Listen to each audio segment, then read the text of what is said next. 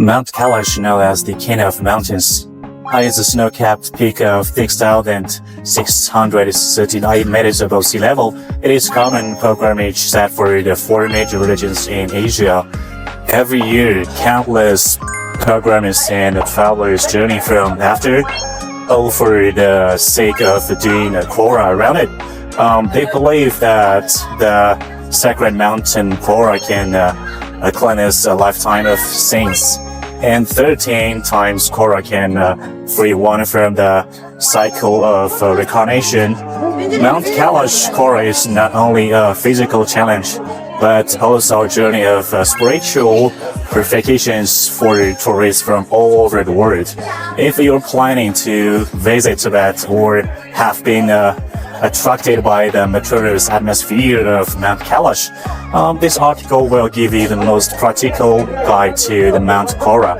The number one, can foreigners do the Mount Kailash Kora? Yes, but please note, you must register through a qualified travel agency and cannot travel independently.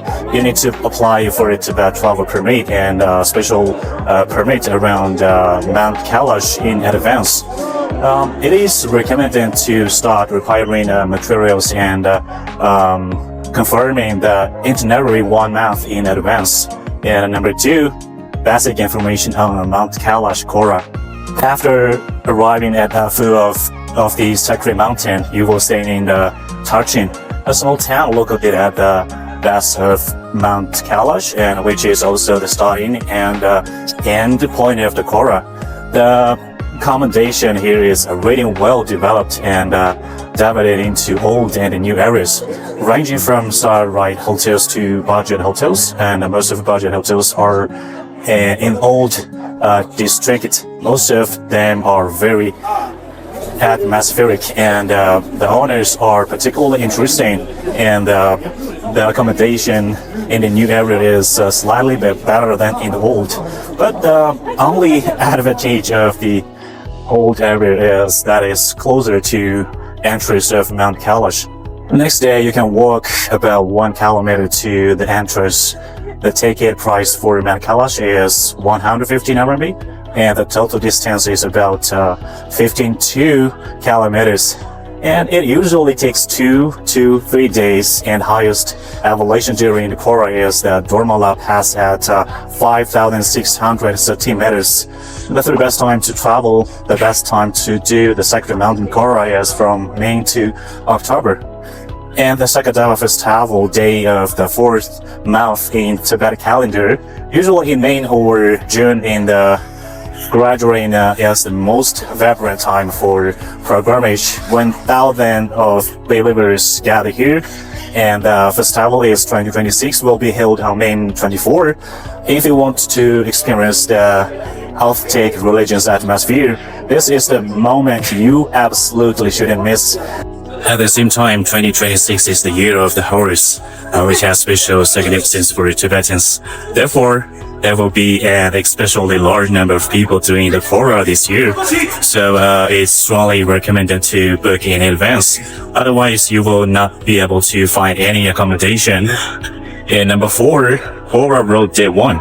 Hike approximately 20 meters from Darjin to Gurupang Monastery, where you will enjoy the panoramic views of the northern face of Mount Kailash, areas of prayer flags, and the site of devotees prostrating themselves. Day 2, depart from Gurupang Monastery and hike 24 kilometers, crossing the Dormala Pass and passing Gurin Kun to Zongtongpang Monastery. This is the most strenuous state of the hike, so be sure to pack energy supplies for an early morning departure. Overnight at Zongtongpang Monastery. Day 3, hike approximately 10 kilometers, return to Darjin town, where you can choose to stay overnight or return to Zenda Peril. Number 5, recommended itineraries to most international tourists choose a 10-day Tibet Mount Kailash itinerary. And for example, Lhasa, Shikasi, and the Parang, Mount Kailash, Kora, then the Earth first, then return. This agreement allows for gradual acclimatization to the altitude and offers opportunities to visit famous attractions such as Mount Everest, Lake Manasarova, and the Gug Kingdom ruins, making the trip more enriching.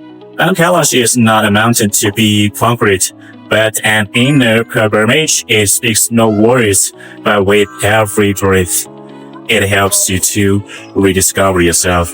If you wish to come, don't worry about language barriers, road conditions, or permit. We can arrange everything for you so that you can focus on experience this secondary journey. I'm Pema. We have been focusing on abandoned tourism for foreigners for 8 years. If you have any questions about Tibetan tourism, please feel free to contact us by email or WeChat. And I hope you're having a good day, and see you next time. Tashi Tibet Horizon is a local Tibetan travel agency specializing in global tourists within Xizang, China. If you want to travel to Tibet, please contact me via WhatsApp.